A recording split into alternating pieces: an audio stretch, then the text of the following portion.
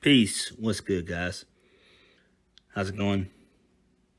Let's talk very quickly about NXT 2.0. This was a pretty good episode this week. It wasn't as good as last week or the premiere episode, but this was okay. And it mainly, I'm really focused on the females, the women. And so it was a pretty okay show. So we kicked the show off with a promo from Hit Row. Really good shit. I'm digging Hit Row.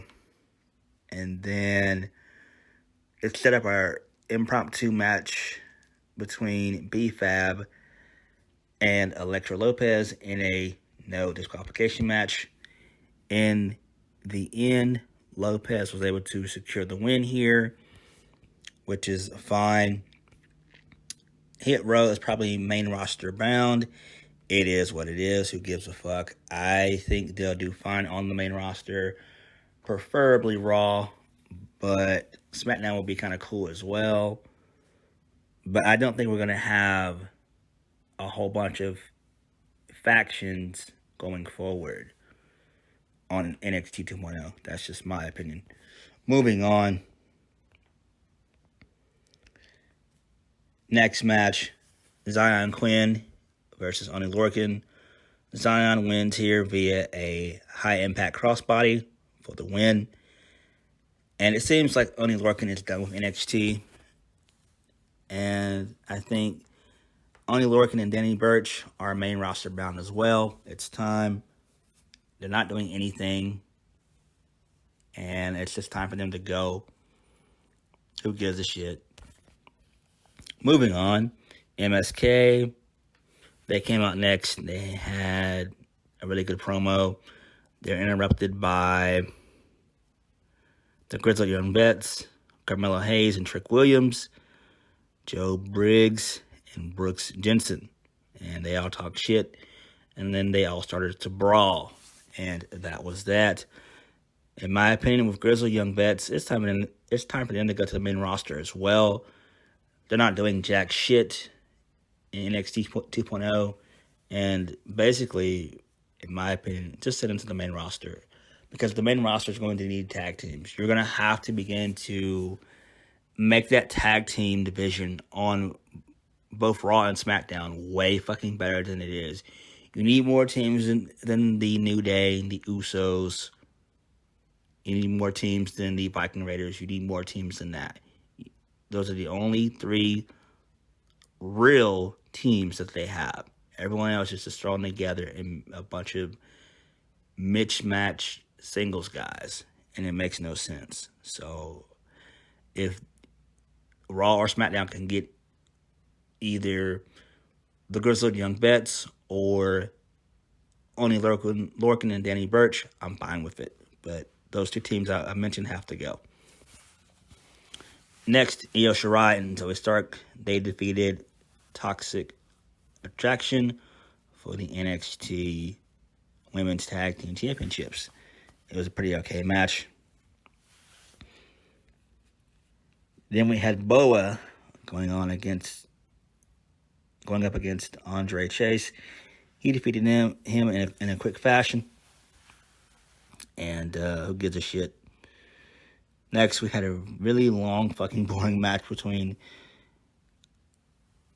Roderick Strong and Grayson Waller for the NXT Cruiserweight Championship. This was a pretty good back and forth match. It was basically a fucking spot fest. In the end, Roderick Strong wins via a running knee. Then we had Kyle O'Reilly and Rich Holland. O'Reilly wins here. And Von Wagner came down to make the save. So I imagine next week it'll probably be O'Reilly and Von Wagner facing up against Pete Dunne and Rich Holland. Then we have the main event, Raquel Gonzalez versus Frankie Monet for the NXT Women's Championship. This could have been a better TV match. Could have been longer, but it is what it is. It went rather fine in my opinion, but in the end, Raquel retains, which makes sense. I do see Frankie Monet going to the main roster. There's no point in her being in NXT. I think she would do fine on the main roster. And then post match, Toxic Attraction beat down. They beat the shit out of Raquel Gonzalez, and the trio stands tall. And that's what happened on NXT 2.0. Oh, also there was promos by what's the Kevin Owens guy looking like? Oh yeah, I can't remember the guy's name right now. Fuck. Oh, Joe Gacy.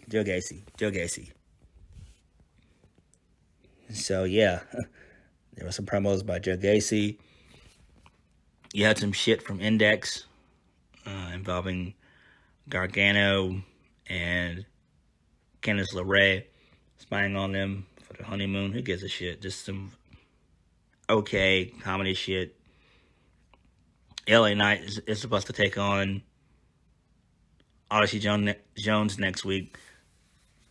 LA Knight is main roster bound as well, so I'm fine with that, But NXT was alright this week. Could have been better. So now, thank you guys for watching. Hit the like button, comment down below, and subscribe for more videos. I'll have Impact up on Friday, and SmackDown is having the draft. Hopefully, the draft will be decent on both nights, and it's going to be kind of newsworthy. So I have to do Friday Night SmackDown's draft as well as Monday Night Raw's draft. And hopefully the draft in general will be okay, because we do need a reset. Even though the draft won't fix shit, at least we can get new matchups and just brand new matchups, new stories, new characters to invest in. And we all know the draft not complete without NXT, so that is cool. So we will see probably a bunch of call-ups from NXT, from reports that I've read and shit. So, there's that. So I'll catch you guys later. Peace.